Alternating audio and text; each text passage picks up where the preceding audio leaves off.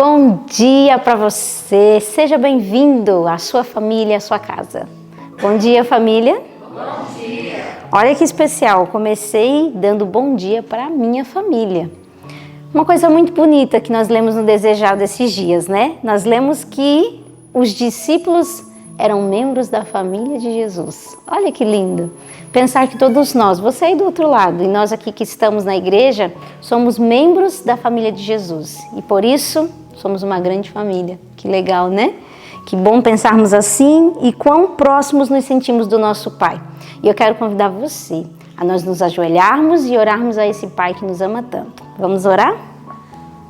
Nosso Pai e nosso Deus, quão bom, Senhor, é entendermos que pertencemos à Tua família, Senhor. Quão bom é pensarmos que, embora espalhados por todo esse mundo, o Senhor nos une em Ti. Queremos, neste momento, abrir o nosso coração para que o Senhor possa fazer morada dentro de nós, que verdadeiramente possamos ouvir a Tua voz. Esse é o nosso desejo, Senhor. E oramos em nome de Jesus. Amém. Muito bem. E o que você pensa do seu mestre? O que você pensa desse Pai tão querido, tão amado? O hino que nós vamos cantar hoje, em louvor ao Senhor, fala exatamente isso, que sempre cuidará de mim o meu mestre. É assim que nós vemos o nosso Pai. Então vamos louvar o nosso Deus com o hino 153, O que penso de meu mestre.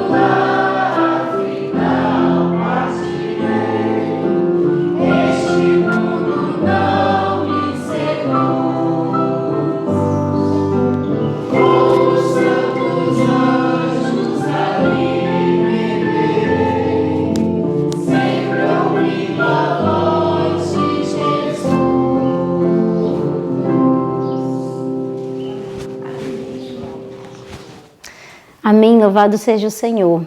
Que especial sentirmos isso pela pessoa de Deus, não é isso? E como é que nós honramos a Deus? Vivendo uma vida, em santidade. E como é que se vive uma vida em santidade? Guardando a palavra dele no nosso coração. E eu quero convidar você agora, nesse momento, a recitarmos o verso dessa semana, que é 1 Coríntios 3, do 10 ao 13. Eu acho que você já está meio que decorado, né? Então vai ser mais fácil. Então vamos lá no 3. 1, 2, 3.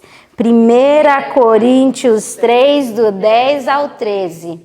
Segundo a graça de Deus que me foi dada, pus eu, como sábio arquiteto, o fundamento, e outro edifica sobre ele. Mas veja cada um como edifica sobre ele, porque ninguém pode pôr outro fundamento além do que já está posto, o qual é Jesus Cristo. E se alguém sobre este fundamento formar um edifício de ouro, prata, pedras preciosas, madeira, feno, palha, a obra de cada um se manifestará. Na verdade, o dia a declarará, porque pelo fogo será descoberto, e o fogo provará qual seja a obra de cada um. 1 Coríntios 3, do 10 ao 13.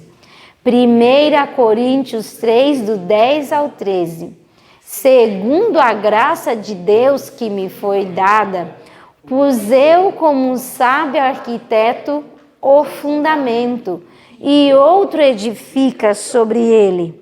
Mas veja cada um como edifica sobre ele, porque ninguém pode pôr outro fundamento além do que já está posto, o qual é Jesus Cristo.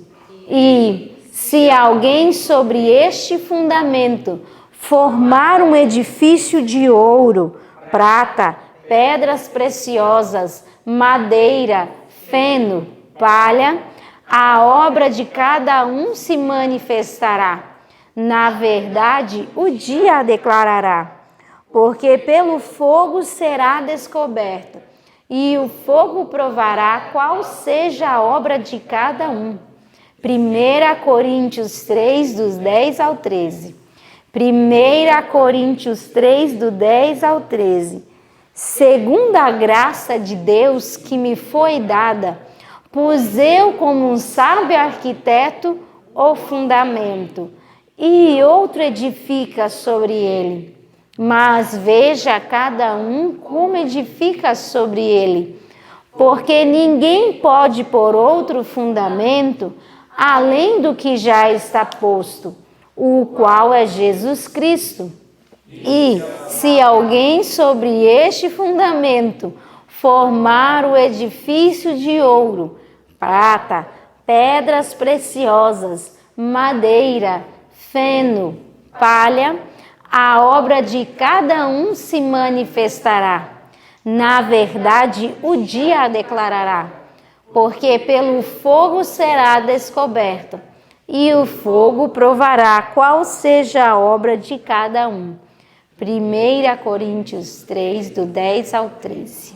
Amém. E assim é na obra de Deus. Um coloca o fundamento, outro edifica sobre ele, e assim o reino de Deus vai avançando. Que você coopere com o reino de Deus. E Deus te abençoe. Agora chegou o momento do nosso estudo, não é? Pegue aí a sua Bíblia, o seu livro, Desejado de Todas as Nações. Um bom dia para você.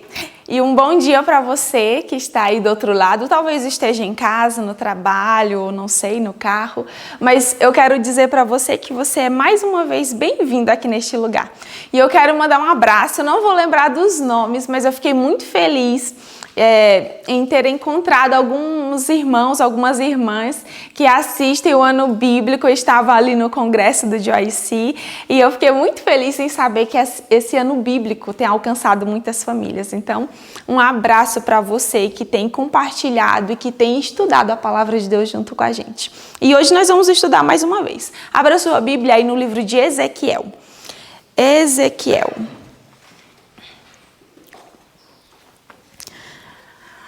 Nós estudamos nessa madrugada, então, Ezequiel 15, 16, João 7, do 1 ao 15, e João 7, do verso 37 ao 39. Eu queria orar com você mais uma vez. Senhor Jesus, nos dê a graça, Senhor, do Teu Espírito Santo. Nos conceda a sabedoria necessária para esse dia, que possamos tirar, Senhor, as lições para a nossa vida. Fale ao nosso coração, em nome de Jesus. Amém.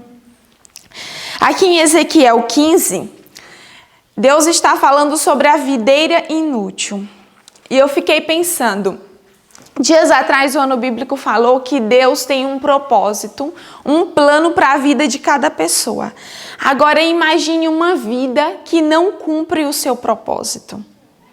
Deus estava mostrando aqui que ele tinha um povo e ele tinha um propósito. E o propósito desse povo era como o propósito da videira, frutificar, frutificar. Mas aqui diz que eles não estavam cumprindo o propósito. E o resultado de não cumprir o propósito que Deus tem para a nossa vida é a idolatria. E o capítulo 16 vem falando sobre a idolatria.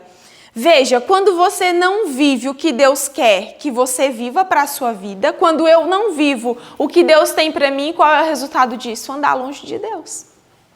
A verdade é que não existe em cima do muro. Só existe dois caminhos. Ou nós estamos cumprindo o propósito de Deus, ou a nossa vida está servindo a propósito de Satanás. E é triste isso. E aqui no capítulo 16 de Ezequiel, Deus vai falando tudo o que ele fez pelos seus. Se você olhar aí no verso 7, Deus fala, eu te fiz multiplicar como o renovo do campo e cresceste e te engrandeceste. Se você olha o verso 9, Deus fala, eu te lavei com água, eu te enxuguei, eu te ungi com óleo. Olha o que Deus vai fazendo, vai restaurando, vai purificando. Verso 10, Deus fala, eu te vesti com roupas, te calcei, te cobri. E Deus vai falando tudo o que ele fez.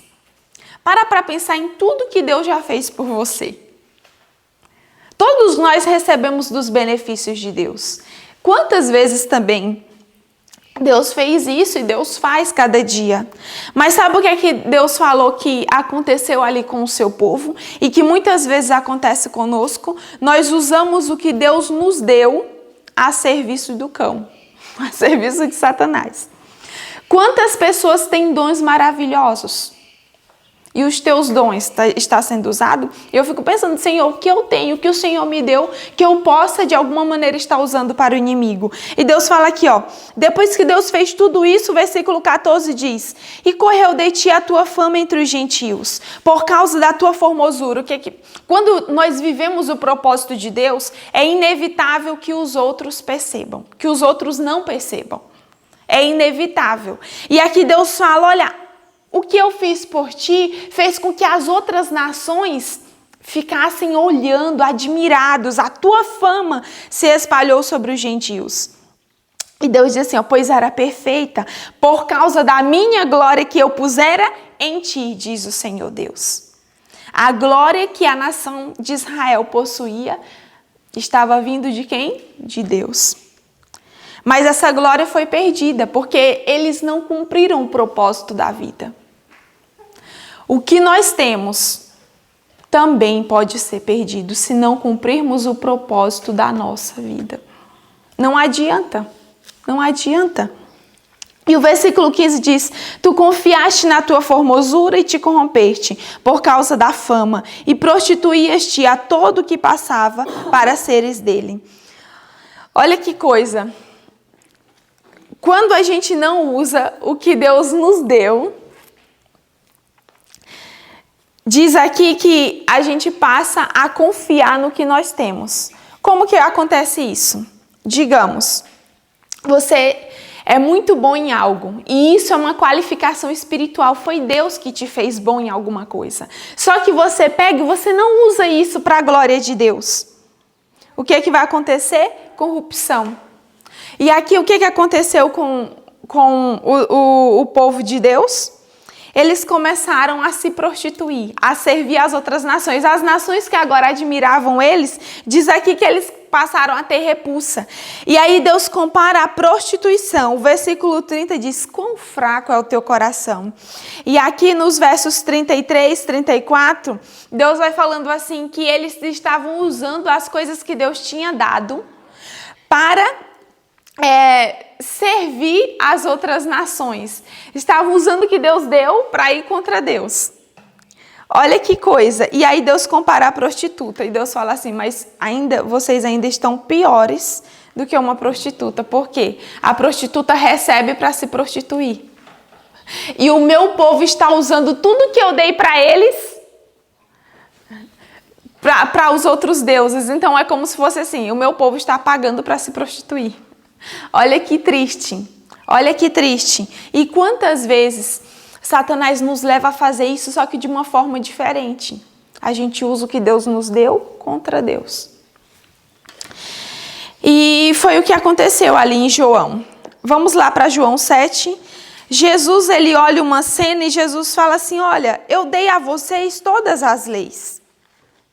Foi eu que ensinei lá da coluna de nuvem como que seriam as festas, qual seria o significado.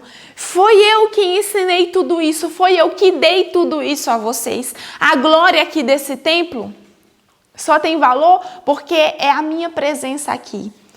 E aí Jesus agora está ali, próximo à festa dos tabernáculos. Havia 3 festas muito importantes ali no meio do povo de Israel. As 3 festas anuais muito importantes. E hoje, aqui no capítulo 49 do livro O Desejado de Todas as Nações, na festa dos tabernáculos, diz que essa festa era a festa que coroava todas as outras, a colheita que havia tido. Era uma festa que celebrava a bondade, a misericórdia de Deus. E diz aqui que muitas pessoas, elas iam para Jerusalém. Jerusalém ficava assim a coisa mais linda, parecendo uma floresta, de tão linda. E essa festa, ela também acontecia ali no final do ano, depois da expiação. Pensa na alegria. A festa da expiação, ou o momento da expiação, melhor dizendo, era o momento em que os pecados eram perdoados. E o povo estava limpo e festejando na presença de Deus. E a festa dos tabernáculos lembrava de como Deus tinha sido bom, como Deus tinha sido misericordioso naquele ano. E todos os que iam para Jerusalém, eles não queriam ir de mãos vazias. Todo mundo queria levar uma dádiva em agradecimento a Deus, queria levar algo na presença do Senhor. E diz aqui que também essa festa lembrava o período em que o povo de Deus viveu em tendas, lá no deserto. Então era um momento de lembrar como Deus cuidou de nós no deserto, como o Senhor tem nos tratado com tanto amor, com tanta bondade, com tanta misericórdia. Então era uma coisa muito linda. Aqui o livro falou também de uma cerimônia maravilhosa que acontecia no templo também. Acontecia a cerimônia das águas, mostrando como Deus tinha tirado água da rocha e suprido a sede do seu povo, a necessidade do seu povo. E tinha um momento lindo que o sacerdote, diz aqui que ele levava num cântaro ao altar. Pega aí o parágrafo que diz assim, levava o cântaro ao altar. Nesse parágrafo diz assim, levava o cântaro ao altar, que ocupava posição central no pátio dos sacerdotes. Ali se achavam 2 bacias de prata, tendo um sacerdote junto de cada uma.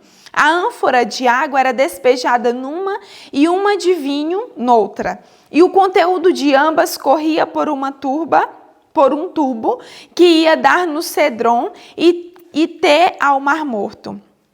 Essa apresentação de água consagrada representava a fonte que, ao mando de Deus, brotara da rocha para saciar a sede dos filhos de Israel. E então irrompiam os jubilosos assentos, e eis que o Senhor Jeová é a minha força e o meu cântico. Com alegria tirareis águas das fontes da salvação. Diz que eles cantavam isso e o coro dos levitas ficavam ali na escada de mármore e era a coisa mais linda, toda aquela nação festejando e agradecendo a Deus. Só que quando Jesus olha, Jesus vê que poucos estavam cumprindo o propósito daquela festa. Diz aqui que poucos se salvavam que não tinham sido corrompidos pelo egoísmo, pela ambição e pelo desejo de ostentação. E quando Jesus ele olha aquela cena, ele vê o coração de cada um. E eu fico pensando, não adianta algo ser tão lindo, não adianta pregarmos bem se o coração não estiver com o propósito certo. Não adianta cantarmos bem se o coração não estiver com o propósito certo. Não adianta fazer obras de caridade se o coração não estiver com o propósito certo. E Jesus, ele olha aquela cena e aí todos estão ansiosos para ver Jesus falar. Todas as pessoas que iam para essas festas, e Jesus por um tempo ficou meio assim, só trabalhando na Galileia, porque ali em Jerusalém o pessoal procurava matar ele e Cristo tinha um plano, né? Tinha um tempo de pregação. E aí Jesus concentrou o seu trabalho na Galileia. E quando as pessoas foram para o templo ali em Jerusalém, elas já foram ansiosas, elas queriam ouvir Cristo, elas queriam ver Jesus. E uns diziam assim, ele é sim o enviado de Deus, olha as coisas que ele faz. Aí outros diziam, não, mas se ele é enviado de Deus desse jeito. E muitos ficavam nessa conversa. E até os próprios sacerdotes ficaram, cadê aquele que curava, que se dizia o Filho de Deus, está sumido? Então eles ansiavam ver Cristo ali no templo. E os irmãos de Jesus também, aqui em João 7, falou do desejo que eles tinham que Jesus fosse para o templo, que Jesus se mostrasse ali ao povo, mas Jesus estava calmo e ele disse que sabia, né, a hora dele. Então, quando ele chega lá no templo, Cristo observa tudo e Cristo toma a palavra. Cristo vê tudo aquilo e sabe do que Jesus vai falar? Sobre a água. Jesus vai mostrar que ele é a água que sacia a sede. E diz que quando Jesus falava, as pessoas ficavam como a mulher samaritana, dizendo, pois me dê dessa água, para que eu nunca mais tenha sede. Cristo sabia a obra que tinha. Ali no deserto, quando Moisés feriu a rocha, aquela rocha simbolizava Cristo. E Satanás, né, os nossos pecados, aqui falou uma frase que eu achei muito bonita. Diz que ferindo a Cristo, Satanás pensava destruir o príncipe da vida, mas da ferida rocha correu água viva. Cristo foi ferido e Cristo seria ferido. Naquele momento que ele estava discursando no templo, ele estava dizendo, eu serei ferido, mas de mim sairá a salvação. Eu sou a água que vai saciar a sede de vocês. E Cristo ali fez um discurso muito lindo. Jesus conhecia as necessidades da alma. Pompas, riquezas e honras não podem satisfazer o coração. Toda aquela festa dos tabernáculos, linda, linda, linda, muitos tinham o coração sedento. Estavam cansados de exterioridades. E Cristo vai ali e fala aquelas palavras e diz que quando Cristo falava, as pessoas iam sendo saciadas. Nessa manhã, Cristo também fala as mesmas palavras ao nosso coração. Vinde a mim, vocês que estão com sede. Se você sente necessidade de ter uma vida espiritual diferente, vinde a mim. Se você está cansado de exterioridades e que você quer ser de verdade, quer viver uma vida cristã de verdade, Cristo diz, vinde a mim para terdes vida. Eu sou a água da vida. Esse é o convite do Senhor nessa manhã. Ele promete aliviar os espíritos preocupados. Ele promete confortar os tristes e dar esperança aos acabrunhados. Aquela festa ali no templo só tinha importância se o propósito do coração estivesse certo. A nossa vida cristã só vai ter importância de verdade para o céu se o nosso propósito de coração estiver certo. Nessa manhã, Jesus nos convida a nos centralizarmos nele. Ele nos chama, venha a mim e beba. Eu tenho solução. Eu tenho solução para a sua sede. Eu tenho solução para as suas dores. Eu tenho aquilo que nada nessa terra pode saciar você. Você quer isso nessa manhã? Quer que Cristo te sacie? Que Ele seja a água verdadeira? Eu quero que Ele enche a minha vida com a água dEle, com a presença dEle nesse dia. Se você quer isso também, eu quero te convidar a orar junto conosco. Vamos orar? Meu Senhor, nós te agradecemos, Senhor, porque o Senhor olha para a nossa vida, para o nosso interior, para o nosso coração. Nós agradecemos porque o Senhor vê as nossas misérias, mas não nos deixa na miséria. O Senhor nos dá esperança e o Senhor se oferece como a única solução. E queremos, Senhor, dobrados aqui os joelhos diante da Tua presença e dizer: Senhor, sacia a sede da nossa alma, que o Senhor nos lave, nos purifique com a água viva do Teu altar, que possamos desfrutar da Tua salvação. Em nome de Jesus, amém. Nós estivemos juntos mais uma vez e eu quero te convidar para estar aqui conosco amanhã novamente. Que Deus te abençoe, que da sua vida flua rios de água viva.